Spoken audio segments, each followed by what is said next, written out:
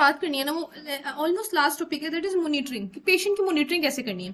जो minimum monitoring होती है वो तकरीबन सभी पेशेंट की जा रही होती है, ईसीजी से, पल्स ऑक्सीमेट्री से, ब्लड प्रेशर से, यूरिन आउटपुट से, क्योंकि मैंने बताया हम कंप्लीटली एक फैक्टर पर रिलाई नहीं कर सकते, तो हम बहुत सारे फैक्टर्स को एक साथ मिला के देख रहे होते हैं कि पेशेंट की क्या कंडीशन है।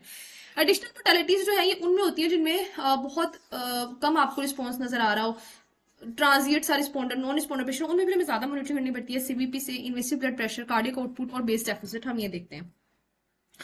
अच्छा, अब सबसे पहले सीवीपी की देख लेते हैं। सेंट्रल वेनस प्रेशर, वो कह रहा है कि सेंट्रल वेनस प्रेशर कोई कट वैल्यू नहीं है हमारे पास कि 5 सेंट्रल वेनस प्रेशर चाहिए, इतना चाहिए, इतना चाहिए, कट वैल्यू हमारे पास नहीं है। कुछ को 5 तक ही इनफ होता है, कुछ को 15 चाहिए। तो इसीलिए हम ये देखते हैं कि सीवीपी का ट्रेंड क्या है। हम ना सीवीपी का ट्रेंड देख रहे होते हैं कि हमने पेशेंट को रिससिटेट किया, तो जो सीवी का रिस्पॉन्स है सीवीपी का, वो 2 से 5 सेंटीमीटर वाटर हाई होना चाहिए, इतना प्रेशर हाई होना चाहिए हमारी रिससिटेशन के बाद। अगर वो नहीं रिस्पॉन्स किया, उसने हाई नहीं हुआ, तो इसका मतलब है कि पेशेंट को फर्दर रिससिटेशन चाहिए।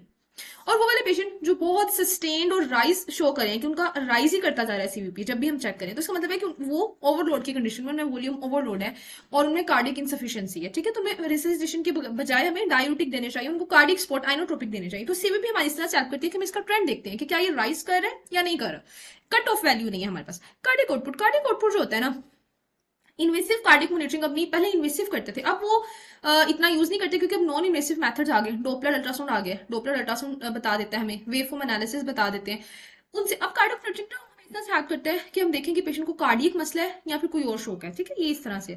सिस्टेमिक एंड ऑर्गन परफ्यूजन, अगर आप सिंपली ये देखना चाह रहे हैं ना कि टिश्यूज को परफ्यूजन मिल रही है कि नहीं, उसके लिए फिर हमारे पास दो तरीके होते हैं।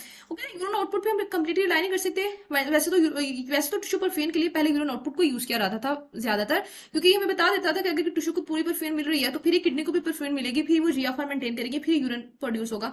लेकिन वो कह रहा है हम इस पर इतना रिलाई नहीं करते, क्योंकि ये सिर्फ किडनी का रिजल्ट बताता है, और किडनी तो एक ऐसा ऑर्गन है जिसकी एंड तक भी सप्लाई बचाने की कोशिश की जाती है।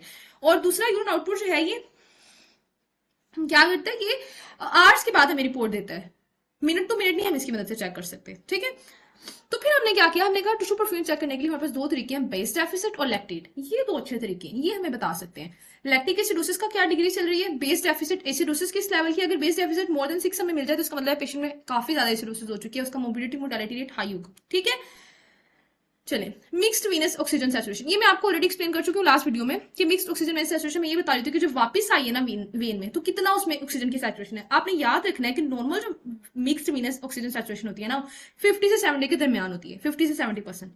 अब अगर कोई पर्सन उसकी शोक में है, उसकी हम ऑक्सीजन सैचुरेशन देख रहे हैं वेन की, वो बिलो 50% है, तो समझ जाना है आपने कि patient is still in the शोक, क्योंकि पेशेंट है ना वो शोक में, उसके टिश्यूज को अभी भी पूरी तरह से परफ्यूजन नहीं मिली, वो अभी भी और वो मैक्सिमम ऑक्सीजन एक्सट्रैक्ट कर रहे हैं वैसे से, ठीक है। तो इसका मतलब है कि वेन्स जो है ना वो ऑक्सीजन लेकर एक तो कम जा रही है, एक बहुत मैक्सिमम टिश्यू, क्योंकि टिश्यू अभी भी हंगर है उसमें, तो इस वजह से उसकी वेनस ऑक्सीजन सैचुरेशन बहुत कम मिलेगी, 50% से भी कम मिलेगी। लेकिन यहाँ पर एक जो है ना वो एक्सेप्शन याद रखनी है, वो एक्सेप्शन आती है जी सेप्टिक शोक की। सेप्टिक माइटोकॉन्ड्रियल डिसफंक्शनिंग हो चुकी होती है, तो उनमें ऑक्सीजन सैचुरेशन हाई मिलती है। ये बाकी तरह के शॉक से इसको डिफरेंट करता है। तो ये क्या करता है कि इनमें जब हम देखते हैं तो 70% मिल रही होती है oxygen saturation, even patient shock में होता है। तो इसीलिए सेप्टिक शॉक में जब आपको 70% की सैचुरेशन मिला, आपने समझ आना है कि पेशेंट जो है ना इसमें 70% से ज्यादा होनी चाहिए थी। 70% है तो ये नॉर्मल नहीं है, ठीक है। फिर आपको उसको रिससिटेट करना है, उसको इतना फ्लूइड वगैरह उसको देना है कि अब उसकी 70% से ज्यादा हो जाए सैचुरेशन। वरना दूसरे शॉक में हमारा टारगेट 70% तक होता है, लेकिन सेप्टिक शॉक में हमारा टारगेट 70% से अबव जाने का होता है, ठीक है। ये चीज आपने याद रखनी है। अच्छा, एंड पॉइंट रिससिटेशन की होते हैं कि कब हमने रिससिटेशन देनी बंद कर देनी है। अब वो कह रहे हैं स्टार्ट करना तो बहुत आसान है, रोकना मुश्किल है। कब कितने फ्लूइड दें, कितना ब्लड दें, ये समझना मुश्किल है, ठीक है। अच्छा जी, इसमें ऐसे जो सारी वही बातें की जो मैंने आपको बताई थी ना, कि अगर जो है वो कुछ टिश्यूज जो है उनको ऑक्सीजन ना मिली, मतलब वाइटल ऑर्गन को तो ऑक्सीजन मिलती रही, लेकिन कुछ टिश्यू जैसे मसल्स है, जैसे गट है, उनको अंडर परफ्यूजन रह गए, तो वो जो है ना अकल्ट हाइपोपरफ्यूजन करा देंगे। अकल्ट हाइपोपरफ्यूजन होता है कि छुपी हुई हाइपोपरफ्यूजन की हमें नहीं पता, लेकिन वो टिश्यू चोरी चोरी लैक्टिक एसिड बनाते जा रहे हैं और मेटाबॉलिक एसिडोसिस करवाते जा रहे हैं, उस वजह से मोर्टेलिटी पेशेंट की इंक्रीज कर जाएगी। तो ये चीजें आपको ऑलरेडी मैं बता चुकी हूँ। ब्लड ट्रांसफ्यूजन आपने डॉगर से करनी है, इसमें ऐसा कुछ भी नहीं है मुझे मिला जो कि डॉगर में ना हो। Packed red cell, fresh plasma, हर चीज वहां पे लिखी हुई है, और क्रॉस मैचिंग कॉम्प्लिकेशन वहां पर लिखी हुई है, तो ये आपको यहाँ से करने की जरूरत नहीं है।